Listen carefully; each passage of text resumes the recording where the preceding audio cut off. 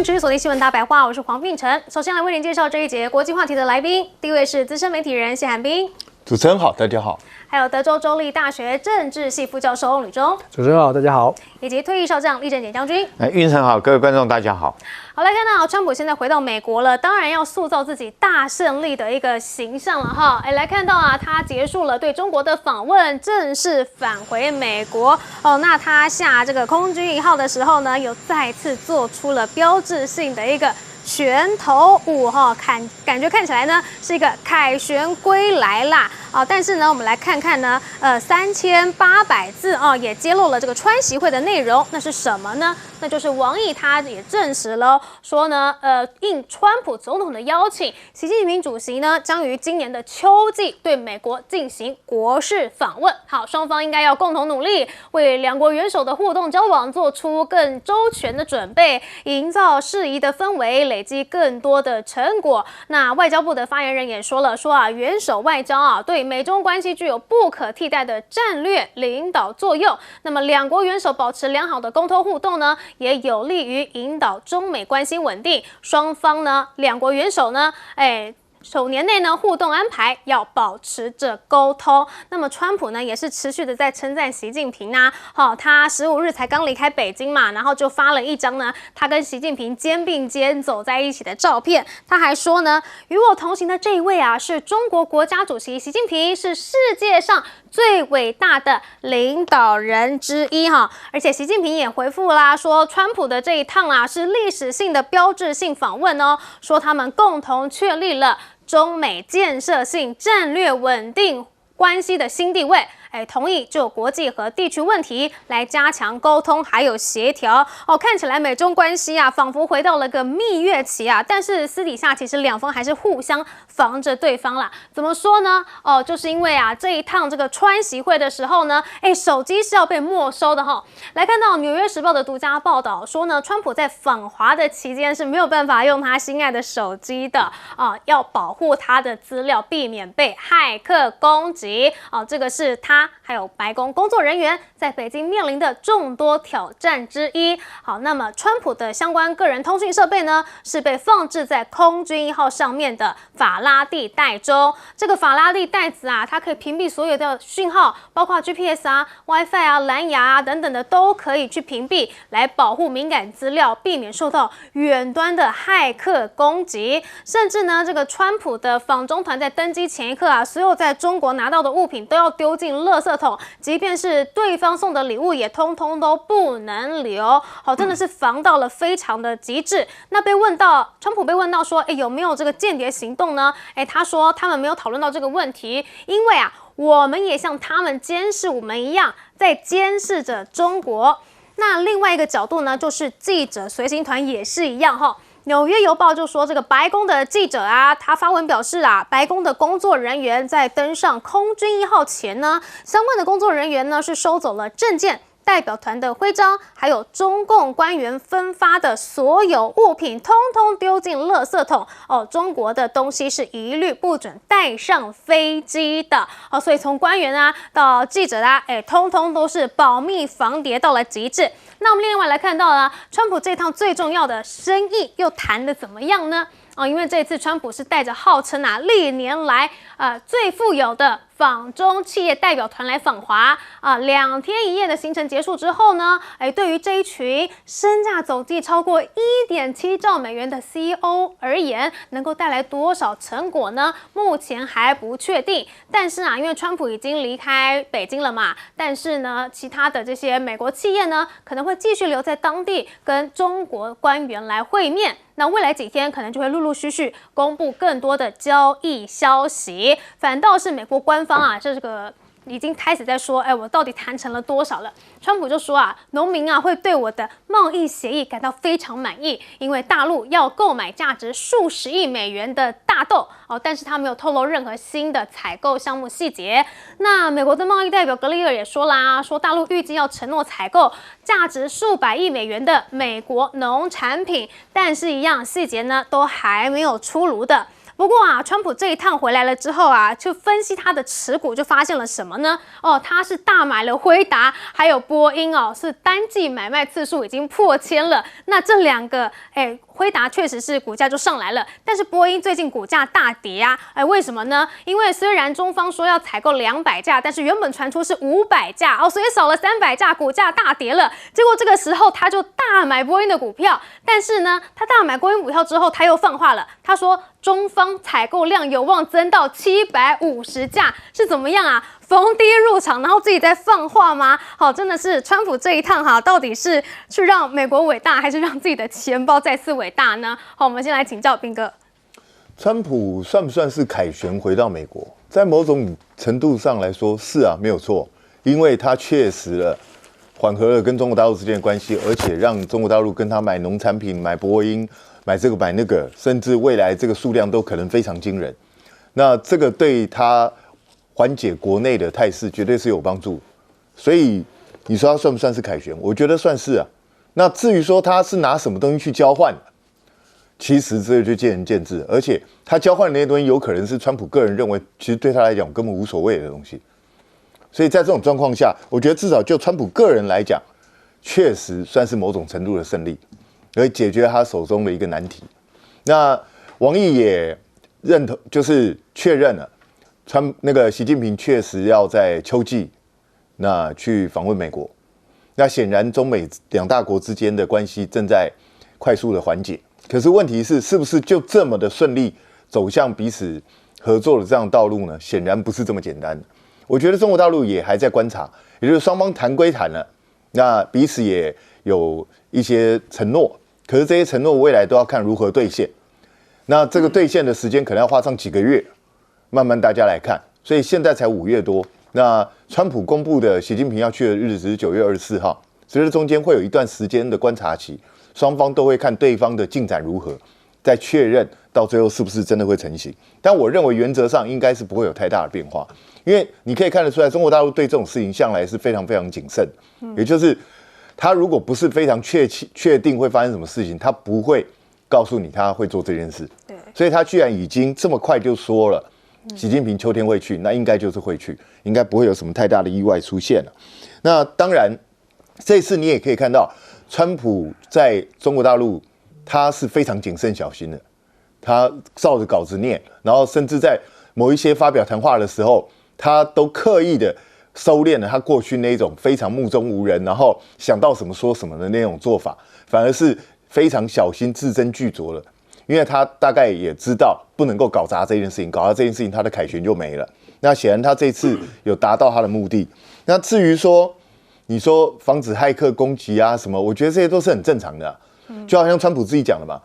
因为他们在做的事情，我们也在做，我们彼此都在监视对方。那美国如果说他去监听偷窃别人的机密，如果算世界第二，大概没有人敢说自己是世界第一了。美国对自己的盟友，包括北约的盟友，包括其他的盟友，他还不是照样监听不误。所以我觉得这些都是可以预料的。那至于说川普去把他整个团队把中国大陆送他们礼物这些东西全部都丢掉，我觉得虽然这个做法看起来有点粗暴，可是这是基本上都会去做的事情。难道你以为习近平去了美国之后，他会把他这些大包小包礼物全部带回来放在家里吗？不可能的事了。这符合国际礼仪吗？直接丢掉？只是中国大陆可能不会像他们这么粗暴的丢而已，你知道，他可能是带回中国之后再丢掉，就是这样子而已啊。因为这个中国大陆做事情大概不至于做到这么的看起来好像完全不给面子那种感觉，但是实际上大家都不可能真的去用这些东西啊，因为谁知道你里头是不是隐藏了什么东西，你是不是要窃听我的什么机密，所以这些都是非常正常的一个做法。那至于说这些跟去的 CEO。他们未来能不能够在中国大陆开展他们的业务，包括金融服务业，包括一些高科技产业，我觉得这些都有待看川普跟习近平他们各自兑现承诺的脚步。那双方是联动的，也就是如果川普这边做到某一些让习近平觉得 OK 的事情，那习近平也会跟着去做。所以这未来发展还是很长的，大家慢慢观察。好，不过现在呢，川习2会已经有明确的时间点了，就是秋季啊。那在那之前呢，川普对中国就只好一直维持着现在的低姿态吗？我们请教翁教授。是的，事实上这次的川习会看得很清楚哦，就是中美之间本来比较紧绷的关系，现在试图的要把它改变成为一样是竞争，但是是比较友好的竞争。用川普总统自己所说的话，其实双方呢宣告胜利是正常的，一定都是宣告胜利的，因为这就是一个表演的大舞台，全世界都关注了，怎么可以输呢？所以中美双方其实都各取所需。美国要的，川普总统要的就是中国会因为我的谈判而买单，而确实现在宣布的这些贸易的可能的订单。就是在呈现这种因为我的关系，所以习近平主席愿意购买更多的美国的农产品、美国的商品，所以这是一种胜利。当然，毫无疑问的，希望拉抬声势。中方其实也透过这次的川习会，传递了中方要传递的，包括了两国是平等的地位，中美之间并驾齐驱。其实不要小看这样的国际架构哦，事实上中国一直都是所谓的跟美国之间有所竞争，而现在等于是透过川普总统他自己的亲善的表现，呈现了原来连美国总统川普都必须要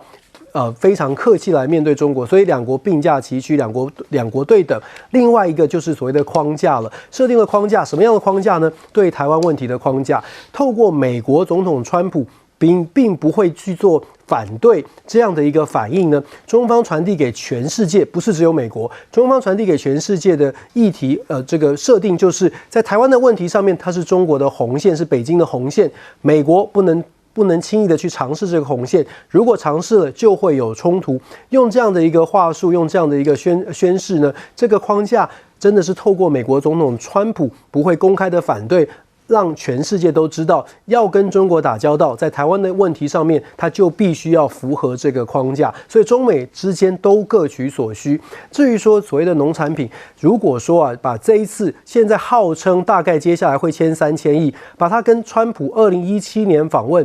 问中国之后签下来的，包括了2020年、2021年这2年签下了农产品的协议，大概800亿，总共的第一阶段的贸易，当时签了2000亿。现在当然川普会说他胜利啊，因为比当年的2000亿还要再多，现在是号称要达到3000亿。我觉得我们接下来可能要观察的呢是这个3000亿要怎么落实。刚刚彬哥也说的，后续到底怎么落实？因为中国在2017年的川普的第一任，事实上他讲2000亿，但是事实上没有落实，也造成了中美之间后来有一些歧见哦。这一次会不会落实？那双方其实都在考验互信，气氛来说是好的，可是会不会落实呢？那会不会落实也牵涉到了可能跟台湾也有关系，因为川普总统说波音要买750架，未来可能买750架，但是现在只有200架。要用什么样的筹码去换那多的550架呢？或者是500架呢？其实这可能就说我们说的，他要拿什么换？会不会是台湾？会不会是讲到台湾的话题的时候，给予台湾少一点的支持？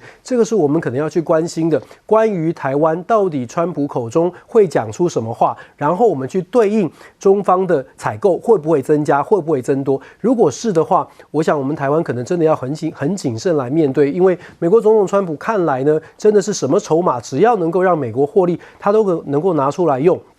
即便是盟友，好像也没有那么的在意哦。整体来说呢，我们说，从现在，刚刚主持人也说了，预计的第2次川习会9月24，不要忘记了，接下来如果这个气氛允许的话呢，事实上11月还有 APEC，12月还有 G20， 今年如果气氛允许会见4次，如果都要保持友好的关系，那么所有的盟友可能都要警惕了。没错，我们台湾就要警惕了，因为现在很明显的，川普对习近平的态度是非常的好的，姿态非常的低的。为了见这4次面，他接下来会把台湾端上桌吗？请教厉将军。这是川普到大陆去之行哈，然后他挥挥衣袖，不带走一份礼物。但是我这边要特别说的，他也不留下任何一滴的 DNA 在中国大陆。这次这个美国总共用了77那种大型的运输机，总共有14架，是为了他这一趟之旅。除了说是2辆他的这种野兽的旅行车之外，另外还有2架直升机。那其他东西带了什么呢？这次川普到大陆去大概所有的食衣住行，他们全部都包在里面，甚至包括床单他们都用他们自己铺的床单。那上厕所也是吗？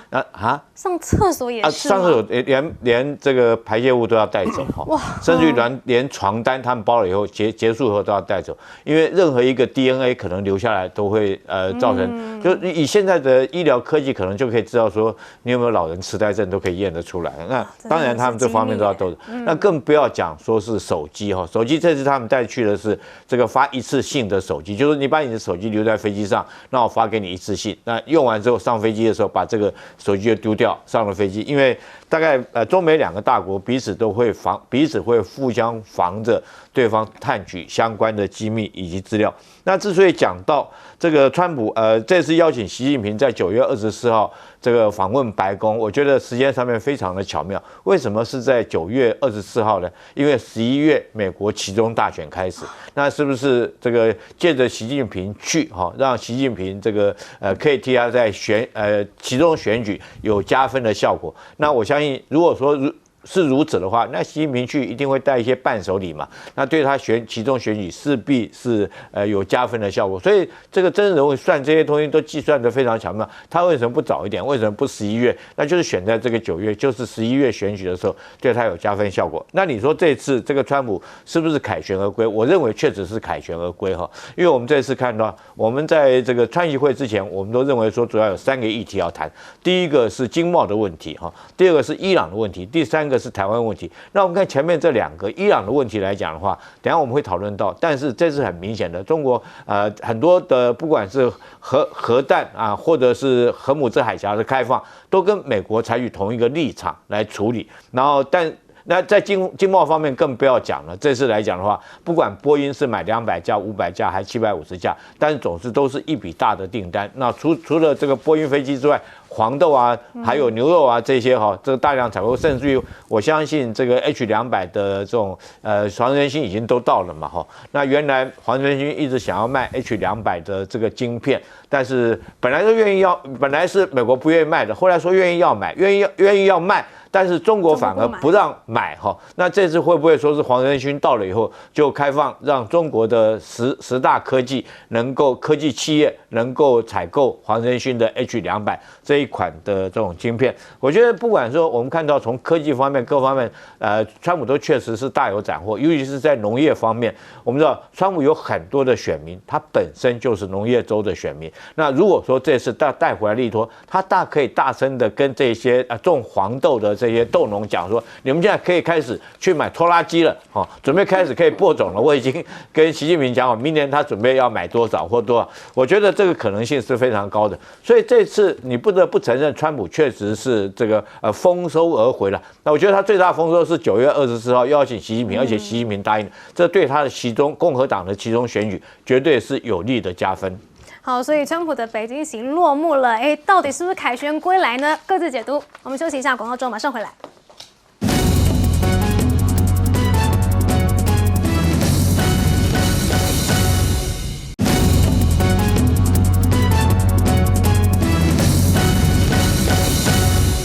好，川习会结束了，那么伊朗战争要怎么处理呢？我们来看到川普的表态，他说呢，他逐渐的失去耐心了，他一直都很没有耐心啊。好，来看到呢，川习会结束第1天的会议之后，川普就强调自己正逐渐的对伊朗失去耐心，并呼吁德黑兰当局要重返谈判，与美国达成协议。那他15日的时候又说什么呢？说呢，美方可能因为其他国家的恳求而同意跟伊朗停火，尤其是作为调解方的巴基斯坦。但是川普补充表示了，说我们可能必须要做一点清扫工作，毕竟停火1个月了但是这个清扫工作是什么他没有说。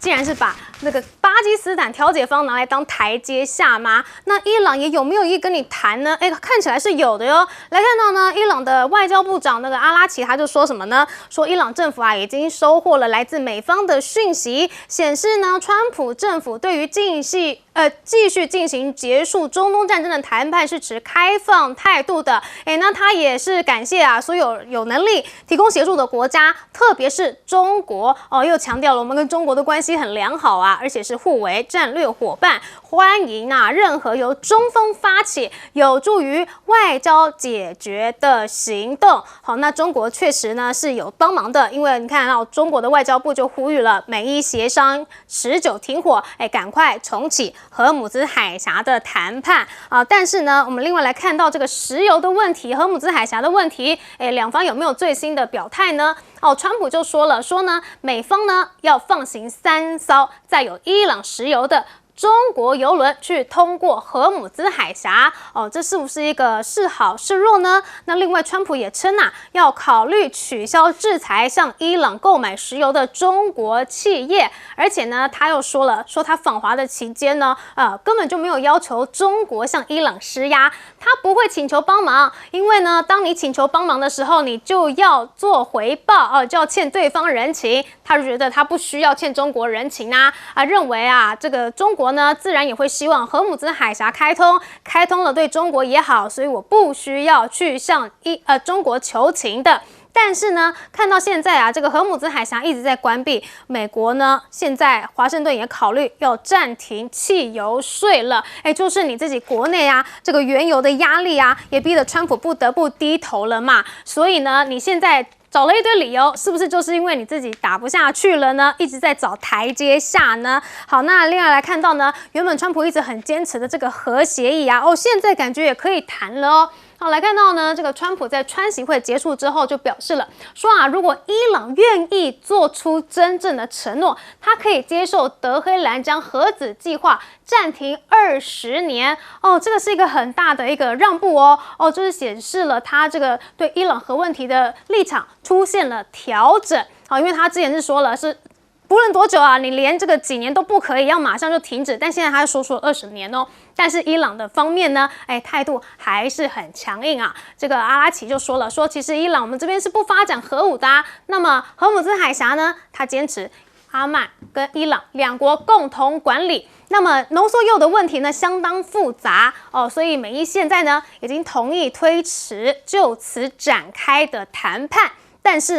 要谈判，伊朗对美国是没有信任的。只有当美国你拿出诚意的时候，我们才有兴趣跟你们来进行谈判。那么目前呢，结束战争的谈判还是处于一个停滞不前的状态，因为现在还是没有信任。那另外来看到现在战争打到现在，导致于金砖各国内部自己也闹翻了吗？我们先看到这个要谈和平的话，最紧张的是谁？可能就是以色列了。那以色列一名高官就透露了，说以方现在正为即将重启伊朗的军事行动来做准备而且这个战争可能要持续数天甚至数周这个以色列竟然是成为了停战的一个最大的变数。那刚刚提到的金砖国家的关系为什么会破裂呢？就是因为这个伊朗一直在最近呢不断的攻击其他的海湾国家，包括了谁呢？阿联酋。那甚至呢，阿联酋呢也被迫自卫，然后就去对这个德黑兰进行这个飞弹无人机攻击，所以导致于两边的国家呢是陷入了一个僵局这样子的话呢，金砖各国自己是不是就关系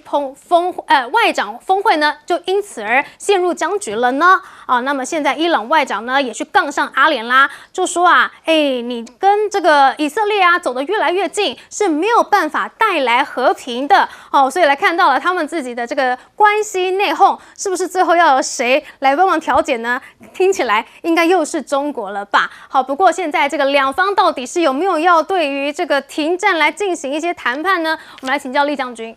伊朗这场战争我想说，我们这张图表上面大概都已经叙述得非常清楚了。很明显的，美国这场仗这个想要继续打，他打不下去，打不动，啃不动伊朗这块硬骨头。那想要谈，伊朗也是很硬的底气，14点的协议摆在那个地方，一点都不退让。那为什么他敢不退让？他有这个底气不退让，因为战场上面对他来讲是有利的，他具有地形之力。那好，我们现在是看到，就像是我们这张上面所讲的。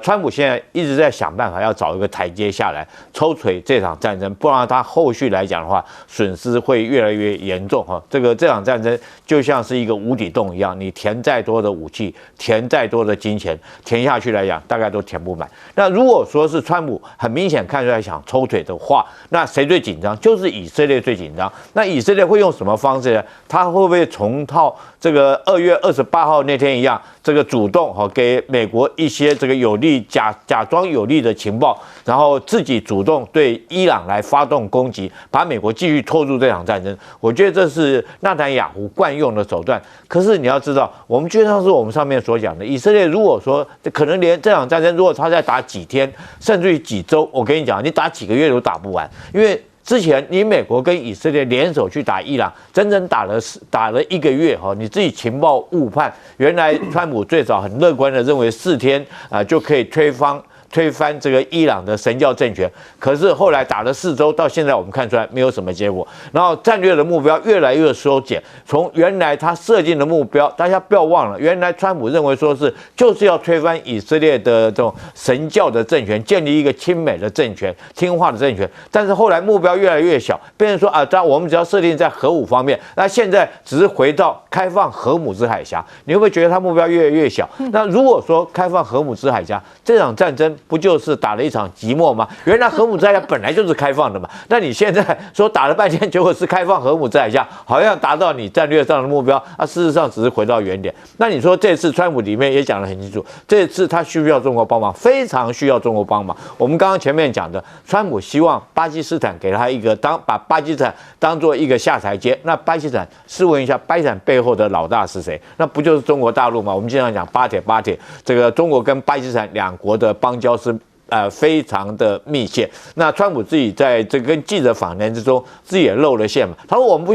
需要中国帮忙，不需要欠人情给中国。但是你讲这句话，是不是同时表示说你事实上就是需要中国帮忙？那这次川习会里面，我们刚刚有讨论到川习会，其中有一个很重要的一个议题就是伊朗问题。我觉得这次中国确实帮了美国，帮了川普很大一个忙。我们从几件事情看起来，第一个就是中国跟美国立场一致，要开放荷姆兹海峡。那荷姆兹海峡不可以收费，中国立场跟美国是一样。第二个来讲，中国也跟美国立场一样的是，伊朗不可以拥有核子武器。请注意我讲的是核子武器，但是中国并没有说伊朗不可以拥有核能发电他说不能有。那这几点立场等于说让美国这个有这个底气。你看中国大陆帮我，世界2大强权，一个是这个经济最大国，一个是军事最大国，两国来讲都愿意在这方面采取同一个立场。我想这也就后续来讲一定会逼迫了伊朗会有所退让，最主要的因素。好，所以川习会过后，真的是美伊关系，现在能够有所这个改变了吗？真的要谢谢这个中国的帮忙吗？请教翁教授。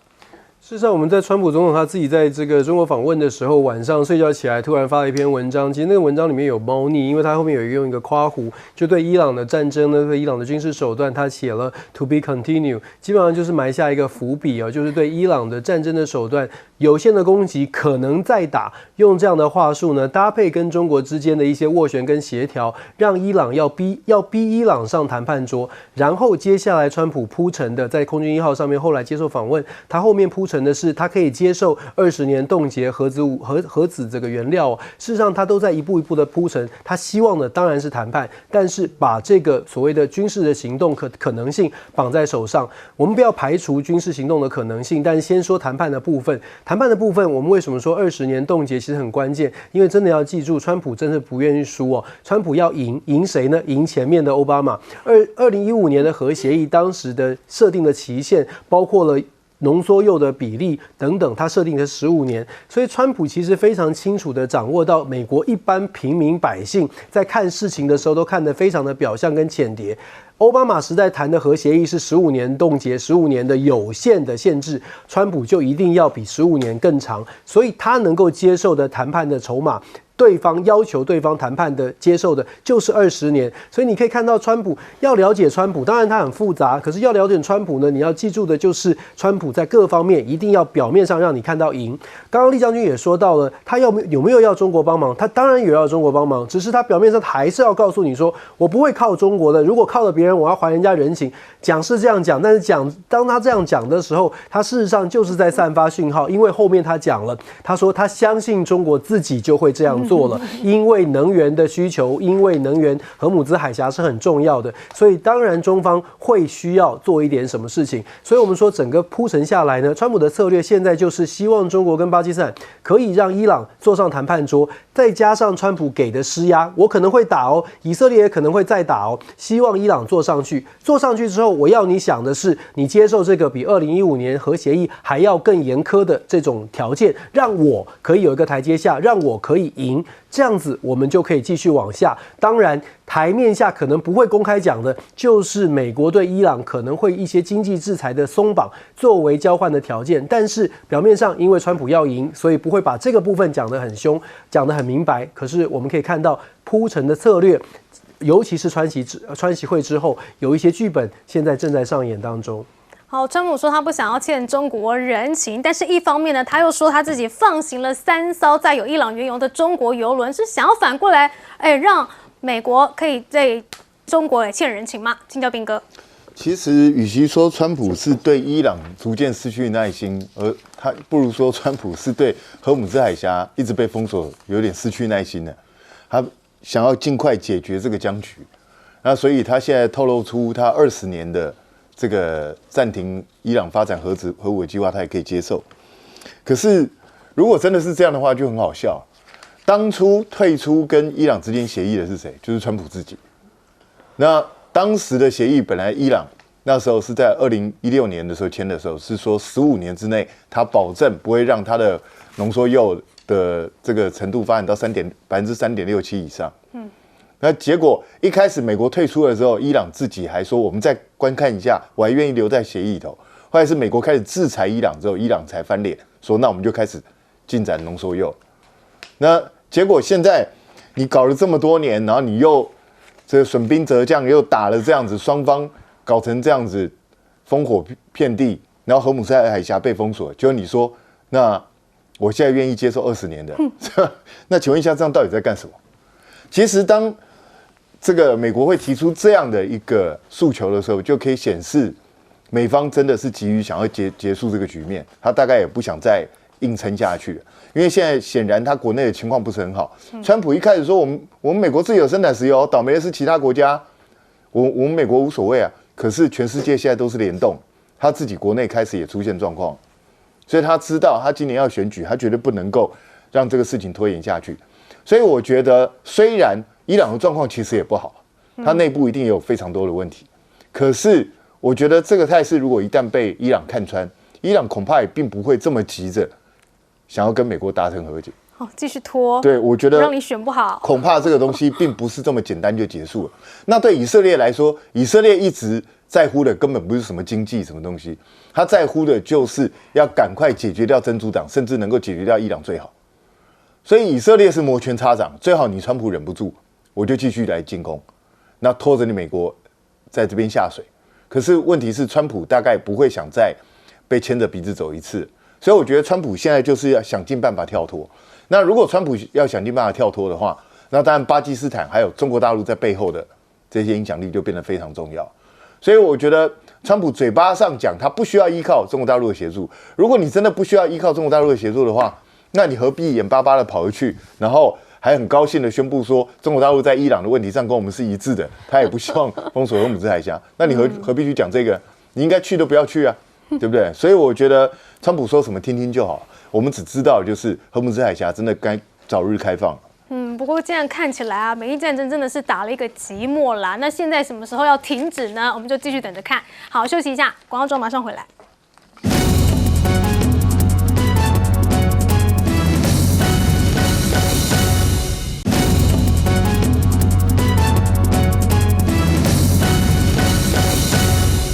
观众平安，欢迎收看 TBS 新闻大白话，我是王浅秋。这节国际国内大白话要邀请的来宾，当然重点都是川习会。川普离开了北京，上了飞机，回到了美国，所有的台湾议题全部大解放。退役中将邵华明将军，主持人好，各位观众大家好。政大国关中心兼任研究员严正生老师，主持人好，各位观众大家好。资深两岸媒体人许和谦，请你好，各位观众朋友大家好。在川习会结束之后呢，川普不断的在称赞习近平之外，那么王毅也做了一些分析，包括秋天要邀请习近平到美国去访问之外，很多的分析都对于川普的手势跟过去那种硬拉式、拉锯式的握手不一样，更多的拍肩或想要争取认同的部分。当然，接下来对大陆来讲大势一波波，马上20天之内，普京也要去访中。那么很罕见，北京半年内接待的是4强安理会的所有领袖。川普一回到美国去，他的标准手势就出来了。那我们再看他在中国访问这2天时间里面的川普，跟他在国内不管接见任何一个国家领袖的姿态都不一样。我第一次看到川普要拿着讲稿讲话，换句话，他的即兴式的发挥没有了。第二，言必称颂习大大跟他交情多好，习大大是多可爱的一个人，这次的会议多么成功，因为他的目的要的就是这个。他来会是要争取到，世界上他还是一个最强的领袖。虽然中国是第2大，也是要很礼貌的接待他。那中国也给他了足够的面子，所有的排场都给你了，花团锦簇，画面上能听到的话都是好话。中国讲的都是 I wish， 我希望将来能够共同繁荣。你是250周年，我是中国的第2个复兴中华民族复兴运动的一个开始，希望大家共创荣景，这都是一个好话。但是好话里面带了2个骨头，就是说台湾问题搞不好的话，会陷入修斯底里的陷阱。这是一个懂内行军语的人都知道，这是一个很严重的警告。就是说两岸问题发展的不好，你美国要这样的搞的话，那可能会引起战争。引起战争的话，2个国家都没有好处。那这个话呢，我们在看所有可见的画面都是谈好的，但是你没有看见的画面，可能唇枪舌战的东西很多，台湾问题就会被强烈的提到。我们看这次川普带来的是庞大的经贸团体的人物，所以美国第一把手的金融头子都来了。但是卢比奥以前是被中国通缉不受欢迎的人物，也来了。赫克塞斯也来了，有2个作用。一个作用，我带的团里面除了谈经济、谈国际的现势、谈中美的战争问题，也有2个人。这2个人是有名的反主战派、鹰派。那但是经过秘密会谈以后，鹰派的人出来讲话了，完全是沿袭川普在秘密会议里面答应的东西。这里面最关键的一个，两岸是不是要走上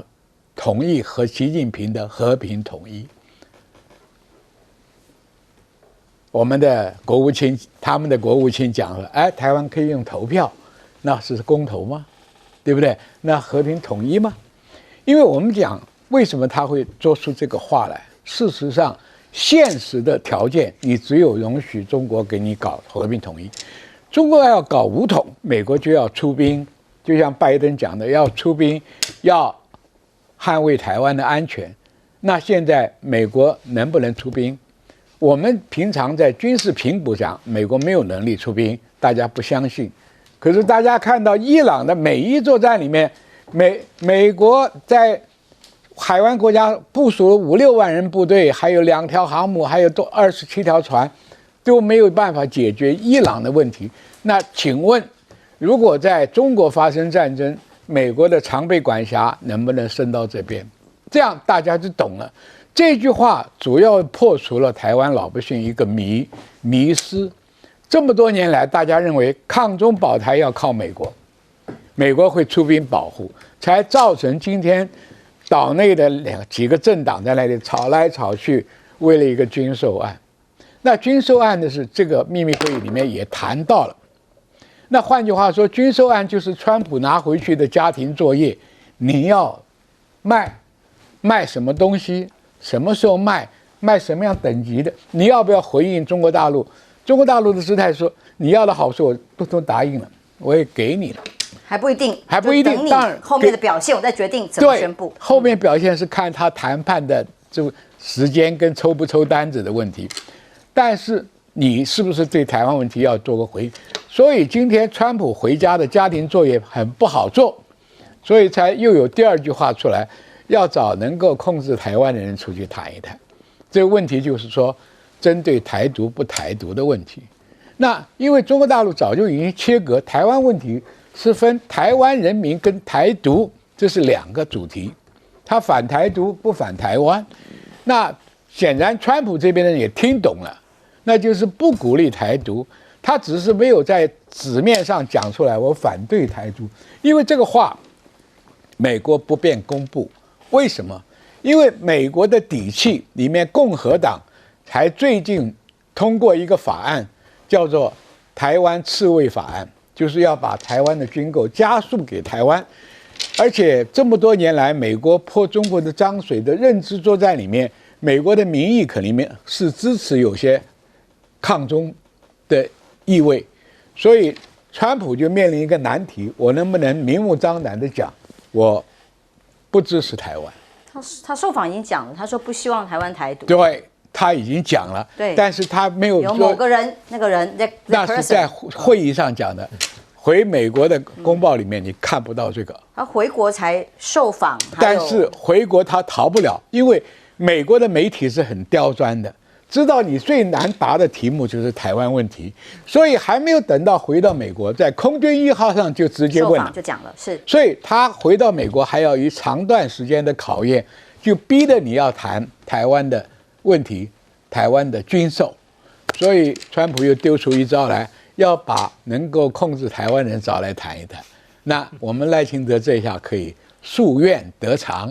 可以堂而皇之的到华盛顿，真的吗？就不要过境了吧？哦，原来如此。虽然只是叫不出名字的 that person， 我刚刚因为抱歉我们的棚内机器故障的关系，我们把刚刚没有看到的影片让大家至少可以看一下哦。川普下飞机的时候是什么神情？他是握拳，再度用他那个标志性的拳头的语言告诉大家，很棒，很棒，成功。那么另外下飞机之后，他说川协会获得了历史上盛大的胜利。我们来看看这段谈话。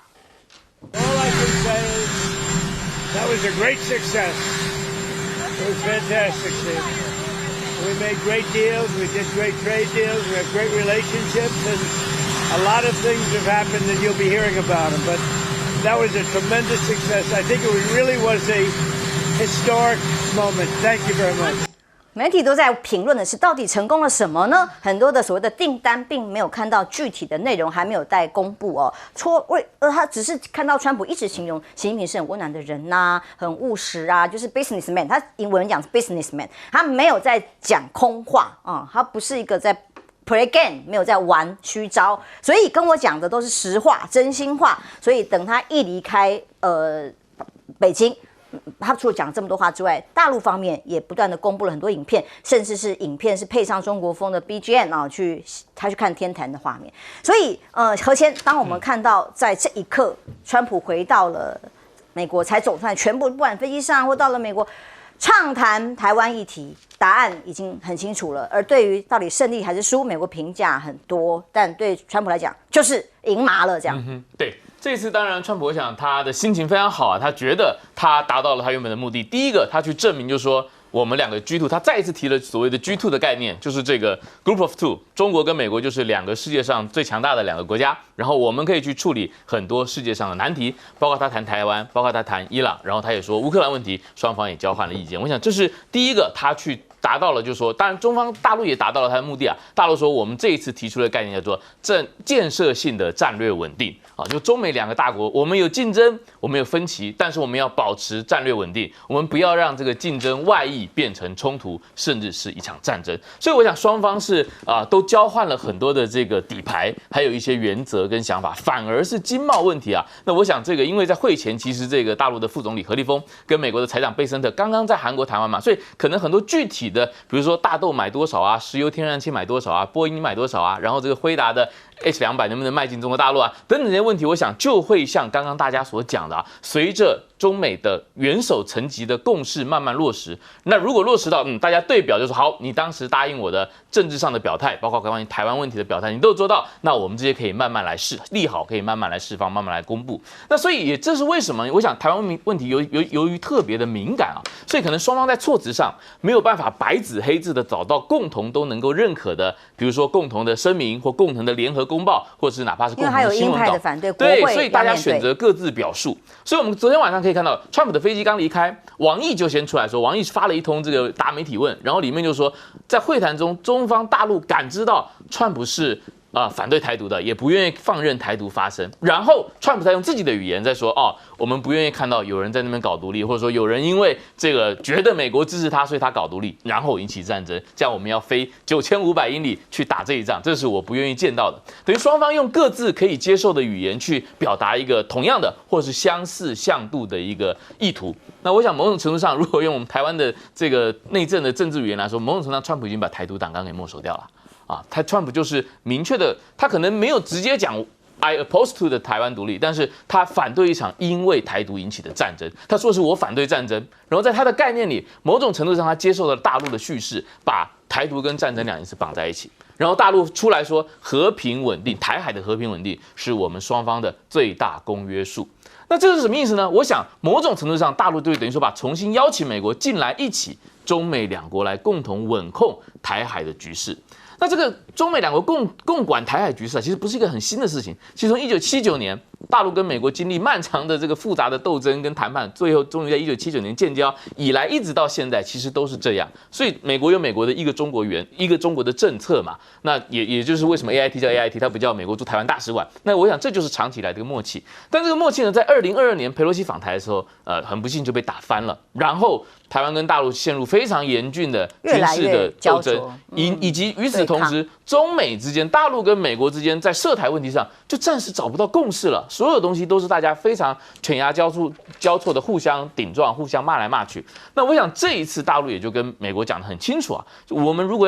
要形成一个稳定的、可控的两国、可预期的两国关系，台湾问题要处理好。台湾问题处理好，我们就有精力在其他的领域，科技啊、AI 啊、经贸啊，甚至是共同防止这个传染病啊，我们就可以做很多的合作，相向而行。但如果台湾问题处理不好，对不起，它是一个一票否决的东西，这个东西破坏了气氛，破坏了我们两国的外交的核心，那其他问题可能都没法谈，甚至是原本不需要对抗的，也被迫陷入对抗的状态。那我想，川普是。当然他美国有美国的立场，大陆有大陆的立场，在台湾问题上。但是我想，川普接受了大陆的叙事。第一个，把台独跟战争绑在一起，他想到台独，他就想到这可能会有一场战争，所以这个事情我不能鼓励。第二个，他说维持现状，他觉得大陆是 OK 的。They are okay with that。他这个在受访中也说，所以如果说他说大陆没有要 take over， 没有要接管台湾，维持现状是 OK 的。所以王毅在他的采访、他的答媒体问中也就讲了什么叫大陆认为的维持现状。大陆认为的维持现状，就是说台湾问题，台湾是不是中国一部分问题，其实在1945年台湾光复的时候就已经解决了啊。他说从那之后，这个台湾就是中国的一部分嘛，然后只是后来因为中国内战，然后国共斗争造成了两岸对立，但是台湾没有脱出于中国之外啊。王毅说这是两岸的现状。那我想这类似的历史课习肯定也跟川普说了很多。那所以台湾当然也想维持和平稳定的现状。那这个现状到底怎么去定义呢？我想就端看于执政者，包括朝野还有全民的智慧。这次川普到大陆去，当然有很多肢体语言不一样啊，包括要受访的时候几乎不讲话这件事情，对不对？也没有发文，然后还有肢体语言，例如我们现在看到这个画面上，握手啊，拍对方的手，跟过去把对方的手硬拉过来面对镜头，那个是完全不一样。那甚至还有人比光是一到抵达要去打人民大会堂之前，就有17次互相的碰触肢体语言。当然呢，他还去中南海散步啦等等的，这些讯号都告诉大家，包括他后来讲出来的话，重复的不断的讲伟大的领袖，respect great 伟大的尊敬的他是真的是一个很好的领袖，这代表着川普跟过去以往完全不一样的姿态。我也不能说不一样哦。我们昨天在国际关系研究中心开会，就有人统计，他说全世界对习近平赞美最多的是川普，把他抓起来吧。对台湾来讲，应该要把他抓起来，怎么能够这么轻松呢？这么那个捧红的红色的领导人呢？可是川普就是知道今天他要解决很多问题，他跟习近平的关系很重要，所以他一直强调自己是。跟习近平有一个 good relations 一直讲我们两个关系良好然后我觉得他大概这一次也听了幕僚的话，很少他会听幕僚的，这次听了幕僚就是说，今天你是到了大陆的主场，配合演出一下回来你再自己自由发挥，但是在那边按照稿走不要脱离稿，那就是不要让很多。外媒可以看到有见缝插针的那个机会，就是大陆安排的这样的一个高峰会大概都是在美国也是一样的，就是等于整个的那个细节都已经做得很精致了。你只要按着程序走，就不会出错啊。那可是呢，川普在国内我们知道常常就会脱稿演出，所以他这一次听了幕僚的话都不讲话，笑一笑。你看，哎，我觉得他能够忍住真不容易。人家问他怎么样，笑一笑。我个人不认为是听幕僚，是因为中方的期待。对，当然他也配合，他也知道嘛啊。我的意思，幕僚哪管得住他呀？不，幕僚一上飞机就知道管不住了嘛，啊，所以配合大陆的游戏规则在，但是也配合游戏规则演出。那可是我觉得我们这一次从台湾的角度来讲啊，他很多的话很让人家担心的啊，包括浅秋一直关心 that man 啊 that person 啊，我的解读就是说，他不可能会跟赖清德直接通话啊，因为上一次他通话时候，他还是一个总统当选人，都还不是总统。12月的时候，他跟蔡英文通了电话，结果被骂翻了啊，所以他就知道这个是红线不能碰。你现在9月份，你还希望这个习近平来访问，你中间接一个电话或者跟他通个电话，绝对有问题。那到底那个，但是要控管台湾的意思是 that person 到底是谁啊？他就说管理台湾的那个人啊，统治台湾的人。我觉得是 Raymond Green 啊，古立言啊，我觉得是。你觉得不是讲赖清德，是讲不讲是古立言嘛？古立言回美国去复对，他就讨论出来了嘛，就知道到底有些什么问题了嘛啊。那我觉得他就是个台湾总督嘛，在台湾代表。那他觉得是古立言在这里台湾就对了，是这个意思吗？没有，他是随口出的了。哎呀，但是这个如果他不要打电话嘛，叫他不用打了啊。但是我觉得这一次最糟糕的是六项保证，一项一项啊，我觉得都会被侵蚀掉。那到时候这个6项保证就没有了啊。那没有的话，就是这个上面包括会不会未来会动台湾关系法。包括未来会不会不卖武器？他现在你看已经说，美国过去说是不会要求台湾就是跟大陆进行这个谈判，可是我觉得他会啊。然后这一次武器不跟大陆商量，怎么你也去找大陆商量了？我觉得这一些大概慢慢会侵蚀。那我觉得我们在台湾不能不防这一些，就是但是我们又不敢抗议。我觉得这是我们蛮可悲的地方。当习近平跟这个川普。这个让川普破坏了6项保证的时候，我们连好歹要展现立场，好歹要展现一下立场嘛，对不对？但完全没有。当然，这次全球都在看川习会，两岸的网友关注的角度不一样啊。例如，大陆网友在关注说，这个空军1号有专机耶，如何？大陆是没有这样的专机的。但是呢，在川普离开之后，很多西方网友在看的说，哇，这个中方欢送人员几分钟之内迅速的撤场，非常的有序。那么包括卷红地毯，包括欢迎欢送的人，然后以及军方的人的撤退，几乎是几分钟之内完成的事。那网友们在赞叹的说是这个效率的问题。而白宫方面则发布了中国的一对画面。川普在第一场会面时，他就讲了，他说他对于这个中国的军方的表现阵容表示非常的很棒啊！当然，他觉得孩子们的表现更棒。但是呢，他到了回国之后，直接发说这种教阅仪式令人叹为观止。我想他可能回国之后也要求美国人要这样做吗？美中合作到底有哪些商业合作事项？经贸一直是川普出发之前最跟大家宣传说我一定要谈很多生意回来的订单到底在哪里？是不是波音抢单有成功呢？川普返美之后，路透说美国的企业高层继续这15位的领导人继续留在大陆北京，用自己的管道。有的人各自去见面呐，有的人各自去做各种的管道，寻求接下来更多的可能合作。路透社报道说，甚至川普返美之后，继续要跟大陆的官员见面，未来有可能陆续会发布更多的交易消息吗？那么看好所谓的中国合作变成美企共同的高管热局，这个关键词怎么说呢？互相表达合作啊，一定要合作啊，中美要合作，企业要如何合作？这个先前的所谓的贸易大战似乎已经翻篇过去了，现在只看的双方共同的市场机遇，表达持续对中务实的态度。那波音到底是怎么样？说是出发之前，川普在受访直接讲，已经大陆同意买我们至少500架的波音啊。现在呢，川习会之后，大陆国家发改委这边发布的是说，见波音公司高层未来应该会买200架的飞机订单。那么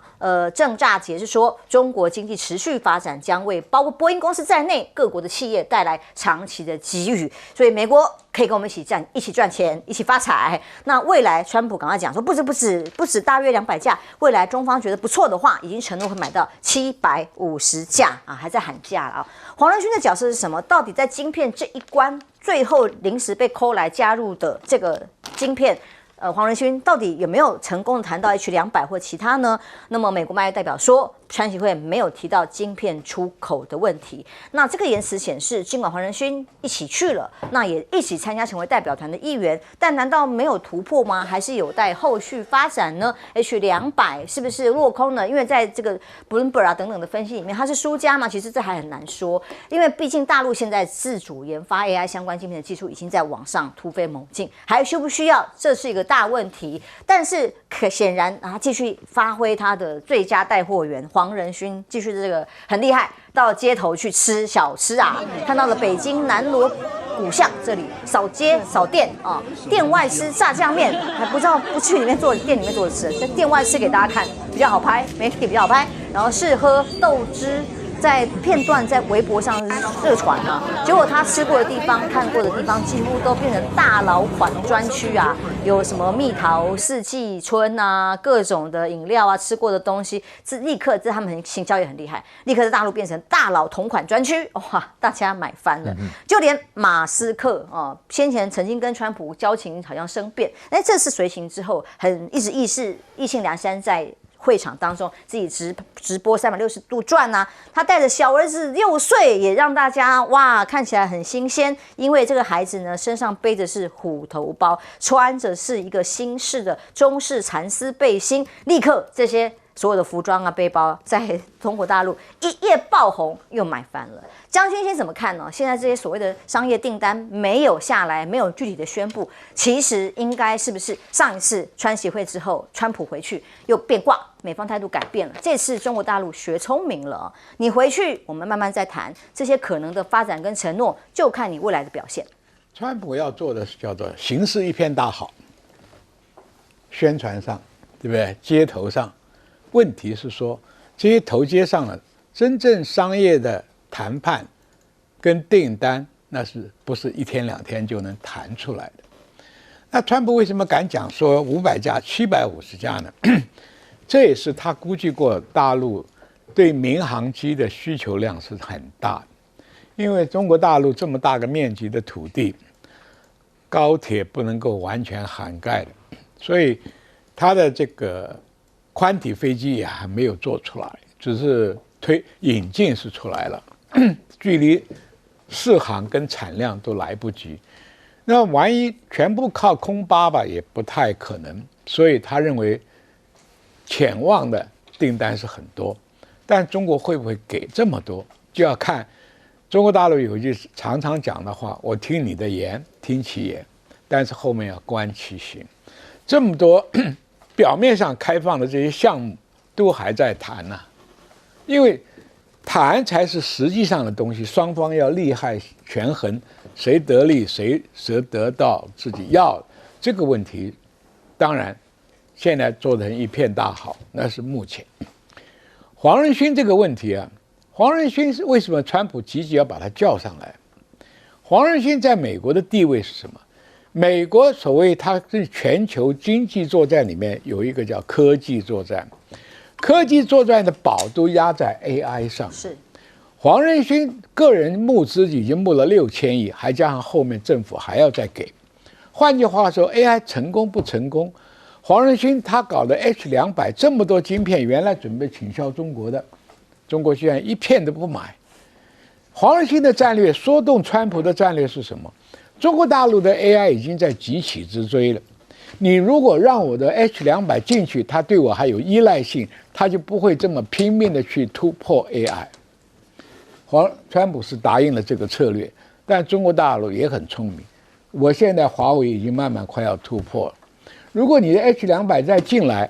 大家都图个方便嘛。腾讯啦、小米啦、指节啦都会买，买了以后我还有能力再去扶植华为做更高的突破吗？所以这个问题还有待观察。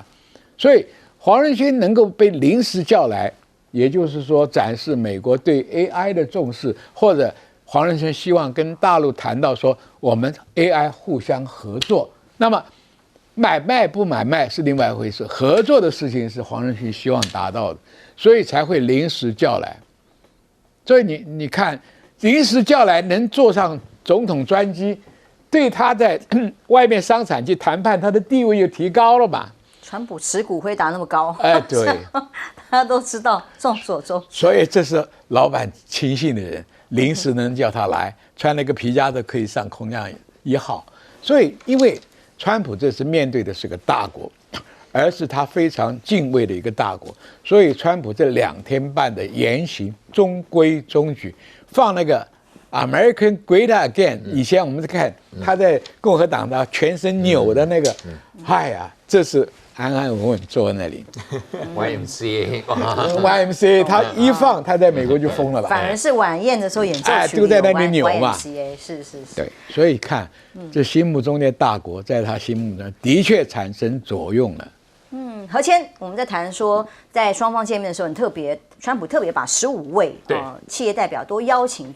进去那个川习会最重要的人民大会堂那个场合里头，第2波进场，就代表川普对这件事情非常的重视。但离开了，上了飞机，拜拜回去了。可是这个3T、3B、5T。怎么没有具体的宣布？这个可能就是大家未来后续要观察的地方。是，而且我想中国大陆也因为上一次2017年的时候，其实川普一去，然后去那个双方元首就出席了很多签单的仪式啊。这大家如果回去调新闻画面可以看到，那次大概川普就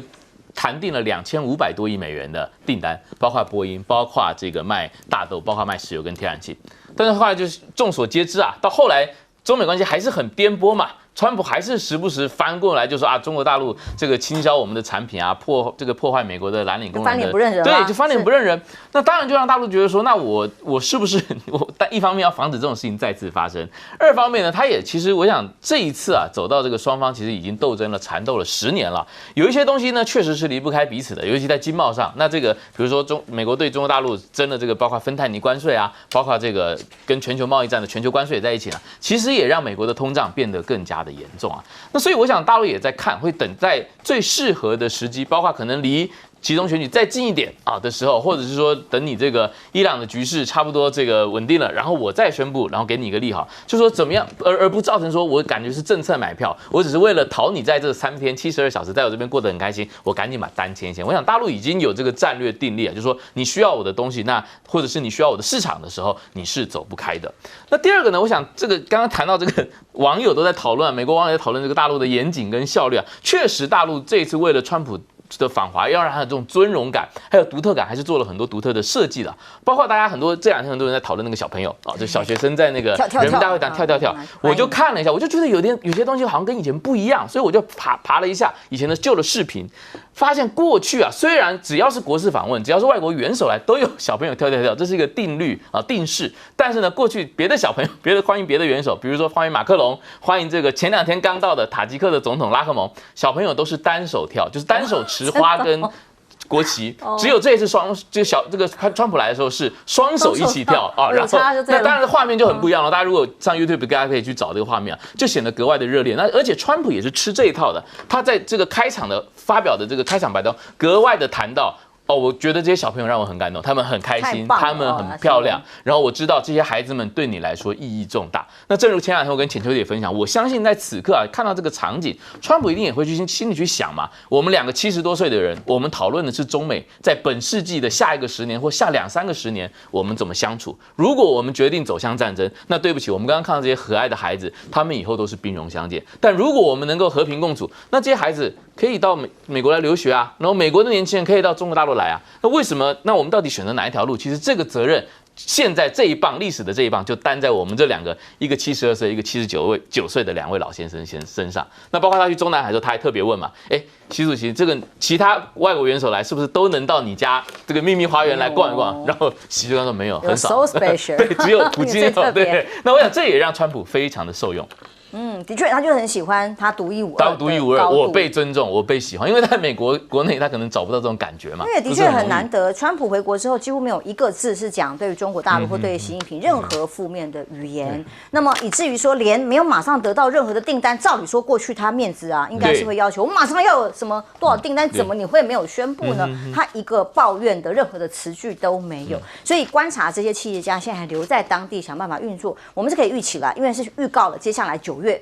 习近平要访美，还有好几次要见面的机会，可能就是未完待续，一波波，接下来在下一场的会面里陆续要宣布双方的合作事项吗？当然9月如果习近平去啊，然后见面以后就马上签了一堆东西，那对川普来讲更重要啊，离11月选举的时候已经不到1个半月了。所以现在是观察期吗？对，现在没有，现在就是说，我现在慢慢做球，搞清楚到底我可以给你什么东西，然后当然我也要看你后续，譬如说对台湾的发言有没有偏离我们这一次讨论的方向啊。那我觉得现在看起来，川普还蛮就是大概符合习近平的意思啊，就是没有对台湾的议题，我觉得是给了我们现在的执政者是蛮大的一个警讯了。就是他特别，你看之前去的时候就讲说，还是把我们说芯片小偷讲过一次啊，然后还是说我们离他好远好远。当然他那个数字啊，年纪大了有时候搞不清楚了，我想大概就是70英里啊，因为大概你乘以1.6，差不多就110点啊，68到70，128嘛，所以大概就是这样。那可是我觉得说，他今天提到就是说大陆跟台湾的距离等等，大概就是已经把这个美国不太愿意出兵来在台海之间的冲突这个参与咖已经讲得非常清楚。所以我觉得我们在台湾大概从伊朗这个战争之后，其实应该也没有什么幻想了，就是你不要有任何的幻想，从乌克兰这些跟美国有邦交的国家，居然美国就是都没有办法直接参与提供武器可能可以，可是我觉得我做非洲研究，他们说为什么非洲很希望每次有冲突内战的时候都要有联合国的维和部队就是那个联合国的维和部队挂上一个蓝徽，大家就觉得说好像会有一股力量加持在那里。那同样美军直接介入一个战争，跟他只提供你武器，对台湾来讲是差很多的。所以我觉得川普现在可能会让我们执政的现在这些智库的人应该要做更多的研究，然后来模拟到底我们应该怎么应对。特别马上520就到了，你看不到1个礼拜了，你要发表什么谈话怎么样来符合这样的一个需要？我觉得这个是最重要。